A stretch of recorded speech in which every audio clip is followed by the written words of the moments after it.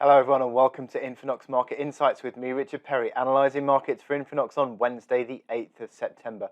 Now into today's session, there's this air of dollar recovery that we've seen taking hold in the last couple of sessions actually. Since that Labour Day public holiday, the US dollar bulls have come back with renewed vigour and actually have driven a rebound across dollar pairs that has really impacted across forex majors, also on commodities as well. So some of the commodity prices have fallen away with that strengthening dollar.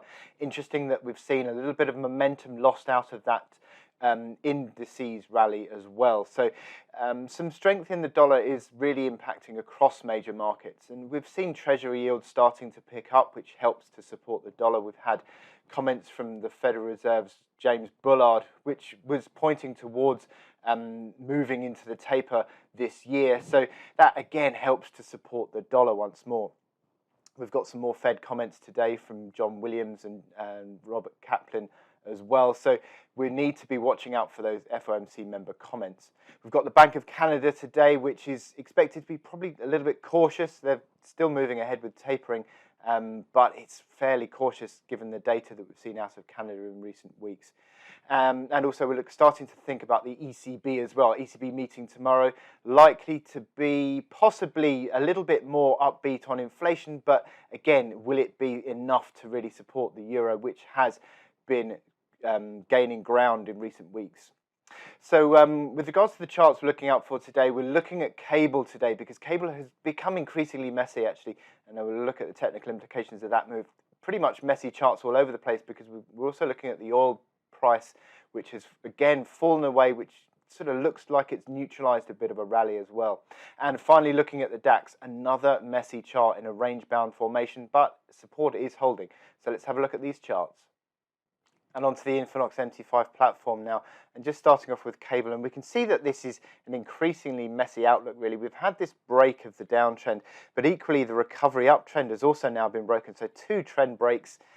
And also, well, you can see that momentum indicator on the RSI, the relative strength index, just looks a little bit uncertain, doesn't it, around sort of buzzing around that neutral point at 50. So just with all these trend breaks and that neutral RSI, you'd say that this outlook is increasingly messy, just dropping back below the moving averages again. And you've got this support that comes in at 137.30, a reaction low, minor reaction low actually within the recovery, but still, if that gets broken to the downside as this move falls away, then you'd say that maybe even turns a bit more negative again. But essentially, I think it's just playing out what probably is just a continuation of this trading range really that we've had since June.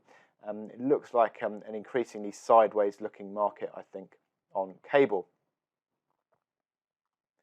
And onto the oil price, again, another move where we've had the rally, but the dollar has strengthened in the last couple of sessions, and that's weighed on the oil price, and it's just dragged it back into this sort of neutral zone. I'll sort of zoom out here. You can see that this is a basis of old support. So essentially it comes into sort of basis of old resistance, which has become support, and it sort of comes into the neutral area, and you've got these two reaction lows, one at 17.90, one at 70.35, and if those get broken, that starts to turn negative again. We've got this neutral-ish looking RSI, arguably a very slight positive bias, but essentially with the moving averages converging and pretty much flat, you'd say this has again been pretty much neutralized, this rally, as the market's fallen back from that 74.20 area of resistance.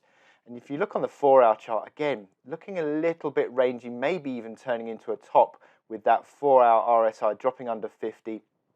And also if you look on the other indicators, such as these are the stochastics, where they have crossed over and are falling away, so that suggests a lack of momentum now. And also the Bollinger Bands are pretty flat.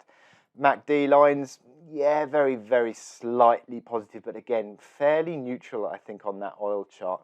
And it's sort of pointing towards an uncertain phase for oil.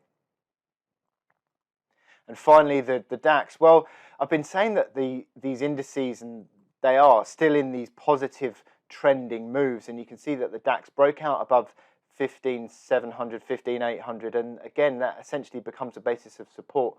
And that is holding. Every time it gets below that 15.8 area, you start to see the buyers coming back in, and they push it back above there. And again, that's being tested at the moment. So you'd argue with also the RSI around 50, consistently an area where the buyers have supported in the last couple of months, really, or month and a half. Again, is this buying opportunity level? Probably yes, within the uptrend channel, but again, you'd be certainly, I'm certainly looking at that 15.7 area, 15.690, 15.7 as an important level of support that needs to hold for that to continue. But the bulls are struggling to really get traction. Obviously, that resistance comes in 15.860, 15.960 to 1600, 16,000. Thanks for watching this video. I hope you found it informative for your trading. Join me again on Friday, where we'll be picking through the bones of the ECB meeting and looking at how markets are set at the end of another trading week. So I'll leave you with the INFINOX support and resistance table, and I'll speak to you then. Thank you very much.